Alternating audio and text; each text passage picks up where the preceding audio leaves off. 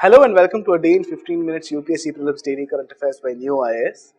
Today is 11th January 2020 and the topics for discussion are CSE language, Green Credit Scheme, State Energy Efficiency Index of 2019, Coronavirus and finally Sea Guardians. Coming to the first topic of the day, which is CSE language. Now understand this is in news because the New York Times has actually reported that the near extinct Nepalese language, which is CSE, has around 700 speakers all over the world. Now according to the Endangered Languages Alliance ELA, CSE is one of the over 100 indigenous languages of Nepal. Okay, now it is mainly spoken in 5 villages in Nepal, which is the Chuksang, Chaile, Gaikar, Tangbe and Tetang. Okay, so these are the 5 villages wherein this language is actually spoken.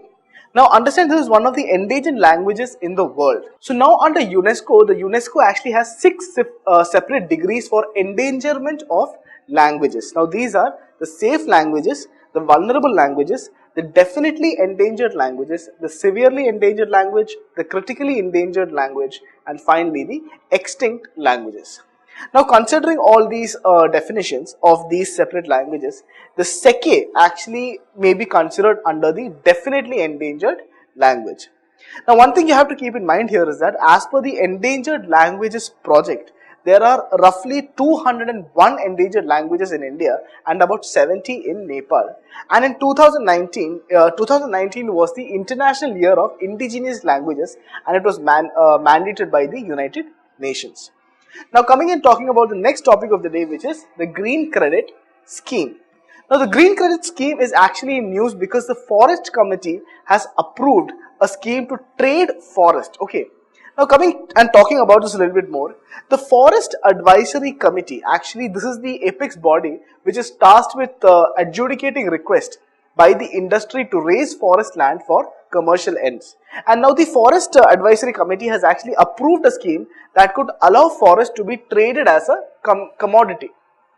Now, if the scheme is implemented, it will allow the Forest Department to outsource one of its responsibilities to reforesting of non-government agencies. Basically speaking, initially what used to happen is that the Forest Department was given the responsibility of reforestation of land. Now that job will be given to a non-government agency or any other company. Now coming to the need of this scheme, why is the scheme required? Actually in the current scenario or the current system, the industry needs to make good of the loss of forest and they will do that by finding appropriate non-forest land equal to which has been raised. When I say that, I mean this thing. For example, if a company comes and it requires some sort of land in any forested region for setting up any installment or any infrastructure, it will have to clear that much area of land. Now for that, it will go to the Forest Department and ask for the permission. Now the Forest Department will say that it can give that land provided that it also finds appropriately sized non-agricultural, non-forested land wherein reforestation can take place. Now, the company has to find such a land, buy that and give it to the Forest Department, and it is the job of the Forest Department to reforest that non-forested land for the company. Now, this was the system that used to happen. Understand now the company also must pay the State Forest Department a current economic equivalent, which is called the net present value of the forest land. Now the net present value is actually a one-time payment that a user has to make for diverting forest land to non-forest use. Now after this, it is then the Forest Department's responsibility to grow appropriate vegetation over time that would actually grow into forest. Now the basic problem is that the industries have often complained that they find it very hard to acquire appropriate non-forest land which has to be contiguous to the existing forest, and nearly over 50,000 crores has been collected by the center over decades, but these funds are lying unspent because the states were not spending the money into regrowing of forest. So that is the main problem with the current system.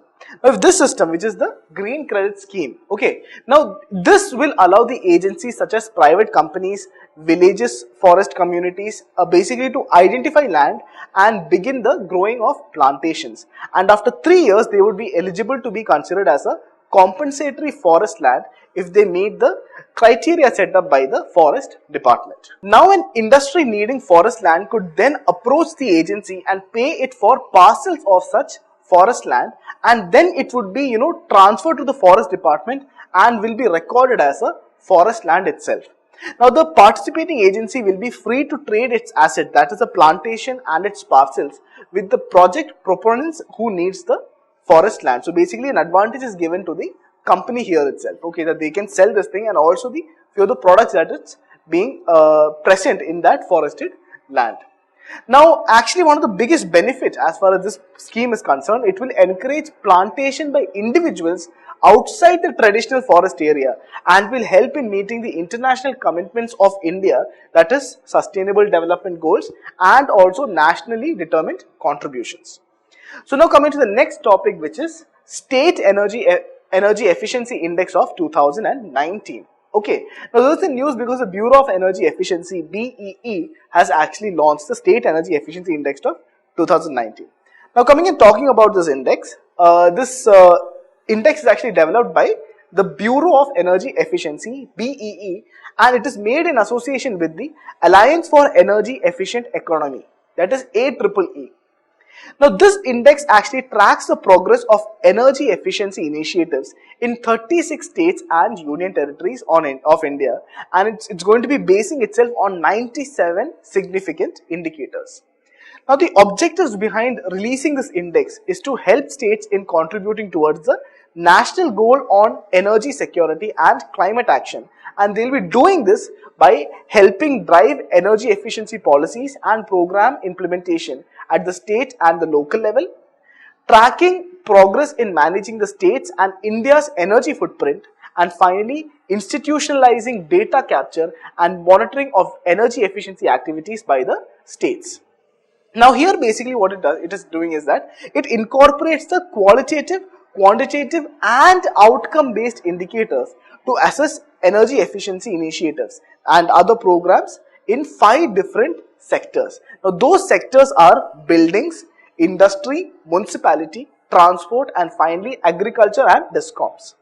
Now one more thing you have to know here is that the new indicators for this year will include adoption of Energy Conservation Building Code of 2017 and energy efficiency in MSME clusters. Okay.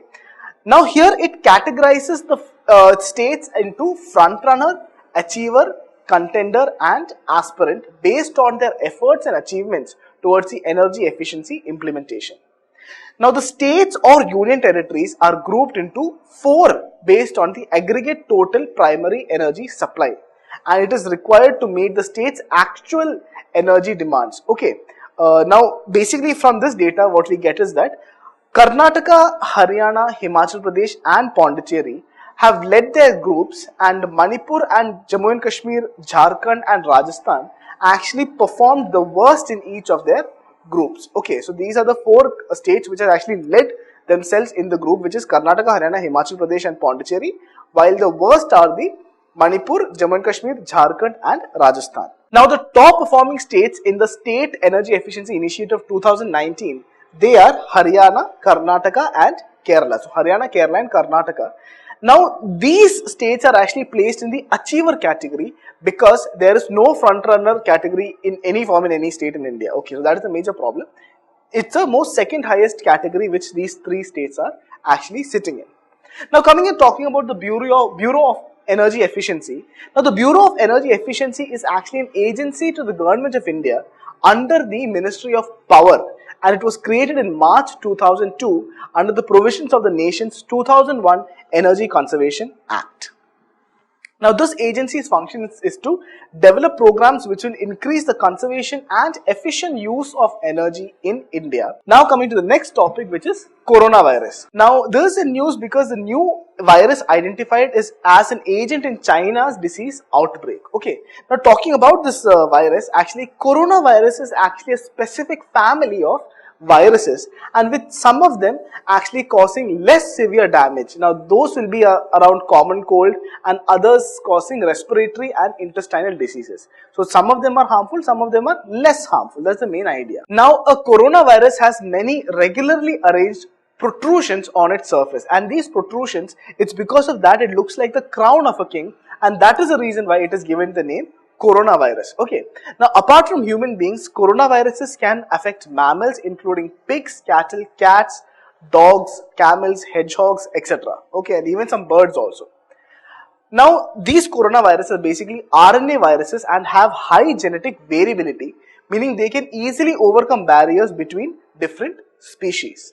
Now, so far there are 4 known disease-causing coronaviruses, among which the best are the SARS coronavirus and the MERS coronavirus. The MERS is the Middle East Respiratory Syndrome coronavirus.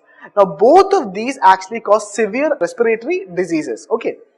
Now, coming and talking about the transmission of this virus, these viruses can be transmitted through direct contact between animals and humans, as well as with germs simply through the air by coughing or sneezing.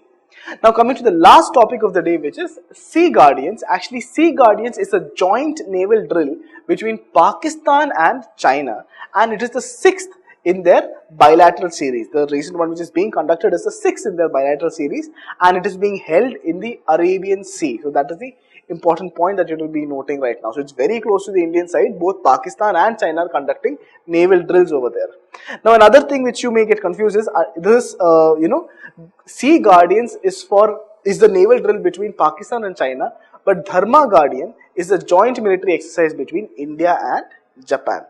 So that's all for today. If you have any doubts or queries, you can write down in the comment section below.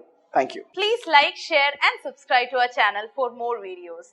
Follow our website neoiascap.com for detailed content and monthly prelims digest. Also join our current affairs exclusive test series through the website. And finally, participate in the daily current affairs prelims infotainment quiz at our Telegram channel Neo IAS Prelims at 9:30 p.m. every day. Thank you.